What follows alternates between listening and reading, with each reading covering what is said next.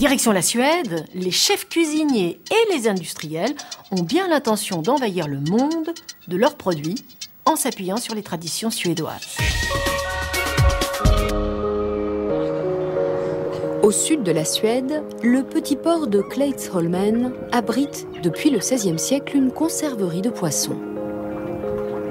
À l'intérieur, on y prépare encore le hareng mariné à l'ancienne avec de l'aneth et des oignons. Une recette traditionnelle et surtout une préparation manuelle très prisée et plutôt rare à notre époque. Bon, évidemment, ça représente une partie infime de la production. La plupart des produits qui sortent de la conserverie sont industriels.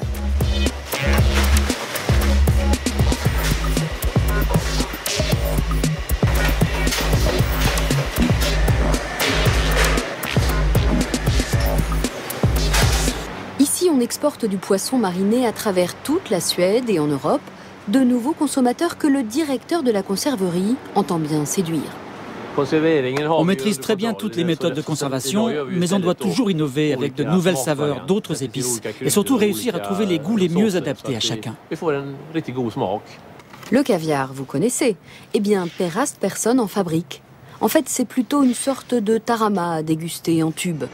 Prenez des œufs de cabillaud fumés, de la tomate, des flocons de pommes de terre, du sucre, de l'huile, mais le directeur n'en dira pas plus. La recette du caviar suédois est jalousement gardée, la rançon du succès. Le caviar, c'est un très grand produit en Suède. Depuis qu'on est petit, on apprend à manger du caviar sur des tartines. Je pense qu'il y en a dans chaque maison. À moins d'une heure de là, Göteborg. On connaissait son Poséidon, son tramway. On y vient maintenant pour ses 5 chefs étoilés. Parmi eux, Håkan Turnström. Situé dans un quartier huppé de la ville, son restaurant vient de décrocher sa première étoile au Michelin. Une consécration pour ce féru de compétition gastronomique.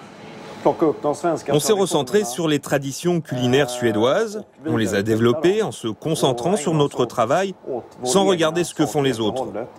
On a arrêté d'importer des produits en utilisant le plus possible de produits locaux, et il y en a beaucoup. Et finalement, c'est comme ça qu'on a décroché l'étoile. Du poisson fumé, mariné, salé, le chef a revu toute sa carte et modernisé de vieilles recettes traditionnelles suédoises.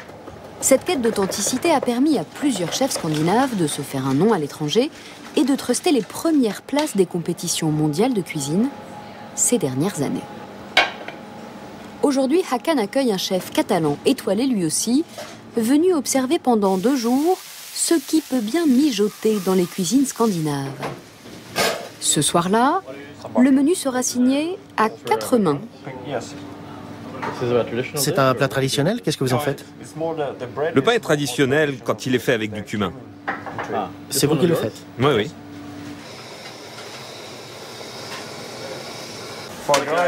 C'est un foie gras? C'est un brûlé de foie. On met du sucre dessus. On l'a préparé hier, c'est assez spectaculaire. Je pense qu'il y a un très haut niveau technique en Scandinavie. Et puis ils sont très créatifs. Quand je viens ici, j'aime bien goûter les plats et faire l'expérience d'une autre culture. Je pense que la cuisine est un bon vecteur pour découvrir le mode de vie des autres. Une petite photo pour immortaliser l'expérience. Allez, l'année prochaine, c'est le Suédois qui fera le voyage en Espagne. La percée de la cuisine suédoise ne se limite pas au très haut de gamme. Magnus Davgård dirige un royaume, celui de la boulette de viande. Avec 3 chaînes de fabrication qui fonctionnent sans interruption, 180 tonnes de boulettes de viande sortent chaque jour de ces entrepôts. Direction toute l'Europe, avec des goûts différents selon les pays. On crée plusieurs nouveaux goûts chaque semaine, donc on doit avoir, je ne sais pas, entre 50 et 100 saveurs différentes. Des saveurs qui sont élaborées dans la cuisine laboratoire de l'usine, qui depuis une dizaine d'années a considérablement diversifié sa production. À côté des boulettes, on commercialise maintenant une multitude de plats cuisinés à la mode italienne, marocaine, française même, et qui s'exportent aussi de plus en plus, notamment en France. Ne me dites pas que vous vendez du pain en France. Si, on vend du pain en France avec de la farine suédoise. C'est un peu comme vendre du sable au Sahara ou de la glace aux Esquimaux. Prochain défi, exporter un plat typiquement suédois, la tentation de Jönsson, un gratin de pommes de terre et d'anchois, attendu dans les commerces français dès cet automne.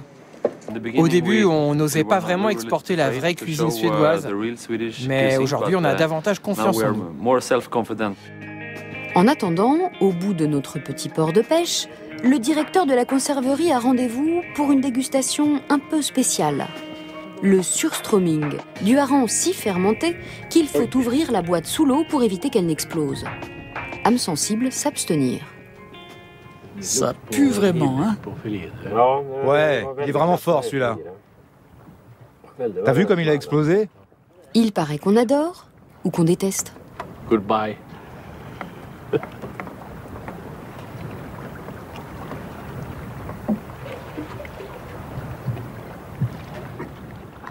C'est le test pour voir si on est un vrai viking suédois. Les mouettes, elles, en redemandent, mais pas sûr que les envahisseurs suédois réussissent à exporter cette spécialité-là. On se quitte jusqu'en septembre. En attendant, je conseille d'aller voir le blog de l'émission pour découvrir l'étude dont je vous ai parlé et les pépites concoctées par Dominique Vaugueleu. Bonnes vacances!